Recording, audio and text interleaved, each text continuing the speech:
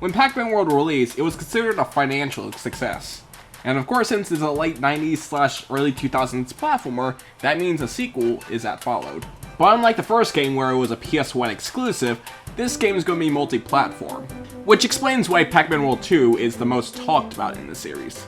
And this is the game I personally grew up with. I haven't played Pac-Man World 1 until around 2011, and I have yet to play Pac-Man World 3, well, by the time I'm recording this. But anyway, so the game starts with the 4 classic ghosts goofing around in Pac-Town. And I've got to say, I've seen this opening cutscene so many times, you will not believe it. Mostly because 5-year-old me thought this scene was funny.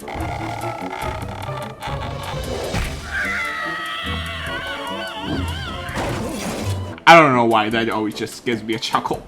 Anyway, so once they've reached the center of the town, they start plucking fruits from the tree. But these aren't normal fruits, they are powerful golden fruits to keep this monster at bay. And with all the fruits removed from the tree, this massive ghost named Spooky has been freed. Spooky then promised the ghost that he'll get rid of all the Pac people if they scatter the fruit around the world.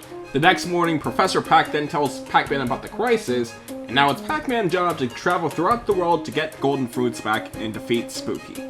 So for the gameplay, Pac-Man still retains his moves from the previous game. He can butt bounce to get into higher reaches, and he can rev roll. And the controls this time feels a lot more refined compared to Pac-Man World 1. Everything just feels a lot more snappy, but they removed the move where you can throw pellets around. This time the pellets are pretty much just collectibles as well. Or when you're trying to do the returning light speed move from Pac-Man World 1, where Pac-Man flies around a trail of pellets. The only new move Pac-Man has is the special air kick move, which can get really fun to use in the later levels. It is also the only move that Pac-Man does in Smash Bros. That's from Pac-Man World, which is honestly a really good reference to Pac-Man World. And with that, I should also mention that the level design in this game is a lot bigger compared to Pac-Man World 1. With the first game, it was pretty much just a side-scroller with a 3D view. Think about like Crash Bandicoot, but instead of going forward, you're going to the side. But in Pac-Man World, you have a lot more variety in level design. And the best part is that everything feels very cohesive. So instead of the first game where Pac-Man's traveling through Ghost Island to save his family, this time he's traveling through his homeland to get the golden fruit back. And this game has more of an adventure feel compared to the first game where you're just going through level by level. Instead of choosing what levels you want to do like Crash Bandicoot, you're going through a gradual world map. I love the little details where every time you enter a new level, there's a unique animation in the loading screen. That's nice. It really makes this game feel more lifelike, like you're actually traveling through Pac-Man's home. Now in this game, there's 6 areas with 3 levels each. Paradise Meadows is a nice tutorial area to give you the shots on what you're going to be doing in this game. Treetops is a really fun area, where you're trying to climb up these giant trees and bouncing around everywhere. In Snow Mountains, they try to do something very unique for each level. In the first level, you're trying to climb up this giant mountain, there's ice everywhere, and it's very easy to fall off. The second level, you're trying to avoid a giant avalanche, kind of like Crash Bandicoot.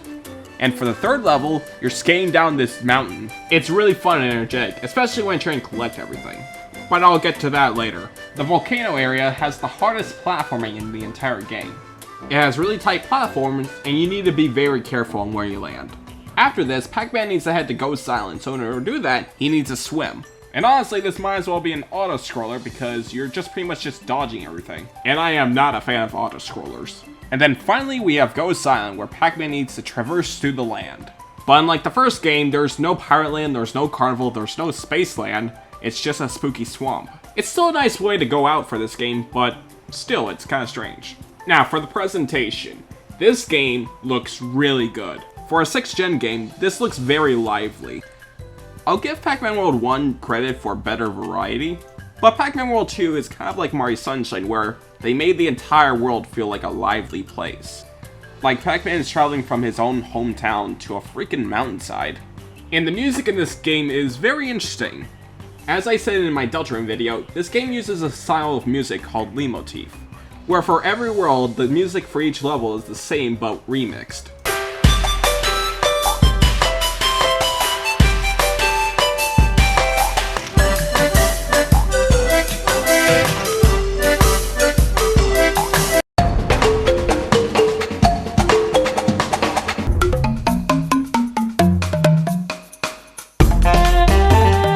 Now returning from Pac-Man World are the Collectibles. We don't have the DK letters returning, but we do have all the fruits returning. And this time, they have a chart telling you how many fruits are in the level. However, the number of fruits in each level is staggering. I wouldn't say it's Crash 4 levels of bloated, but it is kind of up there. Especially considering that pellets this time are considered collectibles as well. Now, another returning element from Pac-Man World 1 is the power-up system. Now, it's a lot more scarce compared to the first game, where there's only the metal power-up and the power pellets. Although the power pellets feel a lot more frequent compared to the first one, where I thought that in Pac-Man World 1, the ghost felt a bit scarce. Although they do return in certain areas, like when things get more maze-like, but they also appear in some of the platforming sections, alongside with brand new enemies throughout the game. So unlike Pac-Man World 1, where the enemies feel supernatural, the enemies in this game feel a lot more grounded, I should say. You have stuff like these terrifying monsters and these goats that do the same rev roll as Pac-Man does. Although for the second world, there are no enemies except for the ghost. This time it's mostly focused on hazards such as buzzsaws and flames. Why the hell did I say buzzsaws like that? But it does get more supernatural in the final worlds, where you have skeletons and bats. Oh, on that note, I really like the little details they have for the ghosts in each world, where they have simple costumes. The first game had that too, that I forgot to mention. I find that really cute. And I should also mention that unlike the first game where they just chase Pac-Man, they'll actually throw stuff at Pac-Man as well. And then finally, I should also mention the final collectible, these Galaxian medallions. Though they act a bit differently, because in the first game, you have to collect them and enter a door. This time they're just out of the open and you enter a maze. Now these are a massive step up compared to the first one, because I always find the first one a bit slow and boring in my opinion, but these feel a lot more fast paced. And the best part is that you don't actually lose lives when you die in this section. When you die in this section, you just don't get the collectible, which is a great improvement. Honestly, this game overall is just extremely well made and polished. Now, even though I do really like this game, there are some moments in this game where I don't really like. First off, the bosses. Now, for the first boss, it's pretty good. You're pretty much fighting this giant mechanical frog by Blinky. No, that can't be right. Okay, for some reason, they swapped the character's name for Blinky and Clyde. But it doesn't matter right now. So for the first boss fight, it's pretty much a giant fight of this mechanical frog. You pretty much attack his tongue and his uvula. But for the next few boss fights for the ghost, they are pretty much the same thing, but a simple reskin. Although for Clyde's case, he's pretty much the most annoying because his attacks pretty much knocks Pac-Man off the ring and such.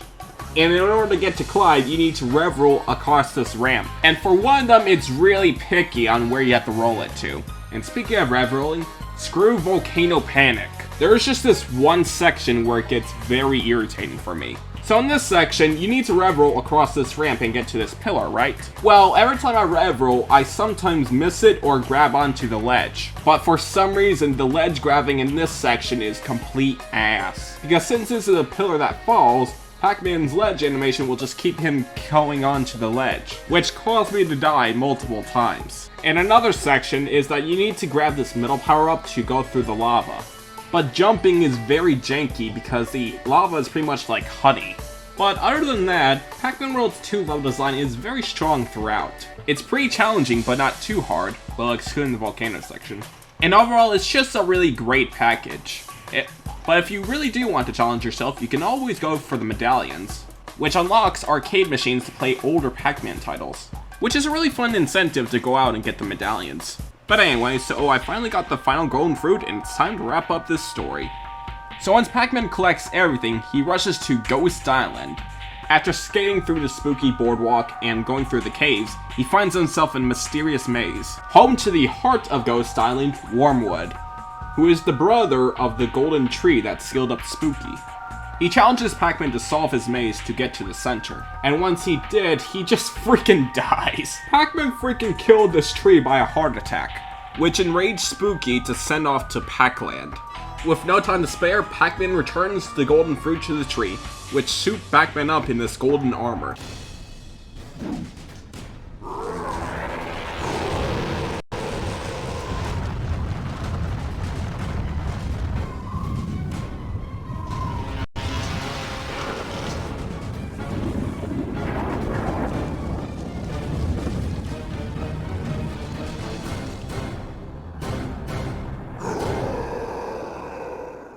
The golden armor does nothing. Well, that was anticlimactic. So throughout the boss fight, you need to attack Spooky once he cools down. He either shoots projectiles or sends a fiery trail. If we're running low on health, trying to attack the enemies because they'll give you some health. I really like this boss fight. It's a great way to send off this game. It's really challenging, and the best part, it's freaking original. This is really amazing. And once you finally defeat him, it is done.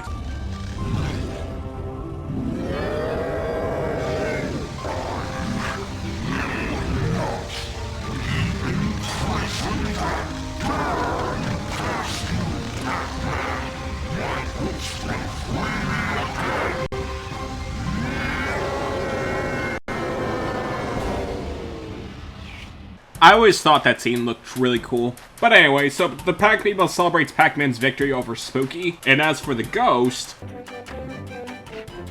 I knew we couldn't take Pac-Man. Did he say that we'd free him again?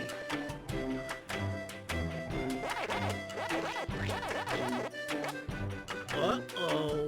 Let's get out of here.